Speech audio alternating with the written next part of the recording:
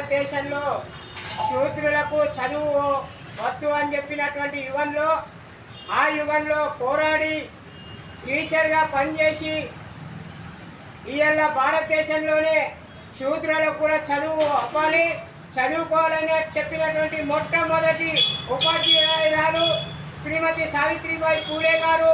వారి యొక్క జయంతి సందర్భంగా ఈరోజు 194వ జయంతి సందర్భంగా చంద్రశేఖర్ కాలనీలో ఏర్పాటు చేసినటువంటి కార్యక్రమంలో పెద్దలు గౌరవనీయులు బంగారు సాయిల్ గారు, కేశవల్లి రవి గారు, రాజు గారు, సాయన్న గారు, రాజన్న గారు, సుమన్ గారు ఇచ్చేశారు. కాబట్టి ఈ సందర్భంగా ఒకటే తెలియజేయాలనుకుంటున్నాం. ఏమిటి అని అంటే, ఈ దేశంలో ఎస్సీ ఎస్టీ బీసీ అట్టడుగున ఉన్నటువంటి వర్గాలు ఎవరైతే ఉన్నారో వారందరికీ కూడా అందరితో సమానంగా భారతదేశంలో హక్కులు కల్పించి వారి కోసం నిరంతరం తన శ్రమను ఓర్చి పూలే గారు చెప్పినటువంటి బాటలో వారి సతీమణిగా సావిత్రిబాయి పూలే గారు జీవితాంతము అట్టడుగు వర్గాల కోసం పోరాటమే కాదు, వారి కోసము తన యొక్క జీవితాన్ని త్యాగం చేసినటువంటి మహనీయురాలు.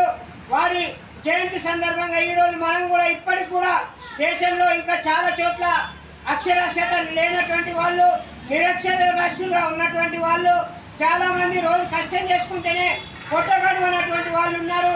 వారందరూ కూడా అక్షరాస్యులై నిరక్షరాస్యత తొలగించి మన హక్కుల గురించి, మన సమాజం గురించి, మన యొక్క కర్తవ్యాల గురించి, మన యొక్క ఈతి బాధల గురించి మనం చైతన్యవంతమయ్యేంత వరకు సావిత్రిబాయి పూలే గారు మనకు ఆదర్శంగా మనల్ని అనునిత్యం మన వెంట ఉండి వారు నడిపిస్తారని, అందుకోసం వారి జయంతి సందర్భంగా ఈరోజు మనం అందరం ప్రతిజ్ఞ ఉండాలని ఈ సందర్భంగా మీ అందరితో కూడా కోరుతూ, ప్రజలందరితో కూడా వేడుకుంటూ, ఈ సందర్భంలో మొక్కవోని ధైర్యంతో ఒక్కటై నిలవాలని ఈ సందర్భంగా కోరుతా ఉన్నాము. జై సావిత్రిబాయి పూలే, జై సావిత్రిబాయి పూలే, జై సావిత్రిబాయి పూలే.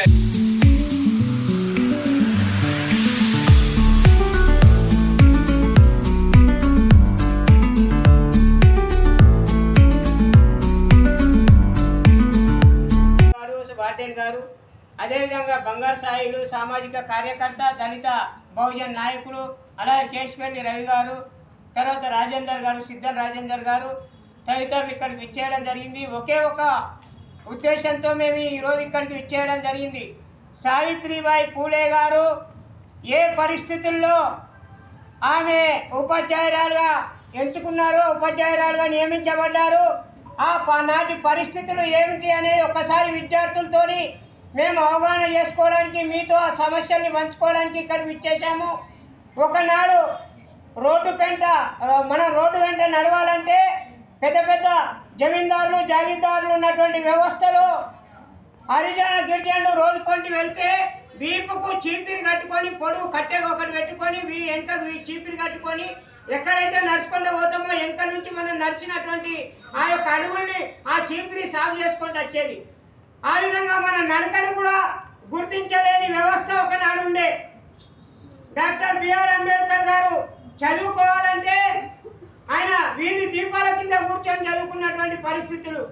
మరి అలాంటి ఆనాటి పరిస్థితుల్ని అవగాహన చేసుకొని, అంతేకాదు పరిస్థితులు ప్రజలలో కూడా ఎట్లుండేవి అంటే, తూర్పు చేని గట్టుకాడ చెట్టు పుట్ట కొట్టేటోడ అంబటాలా మించిపోయేరా ఓ కూలన్న నీ సతిబువ్వ సంగతి ఏందిరాని.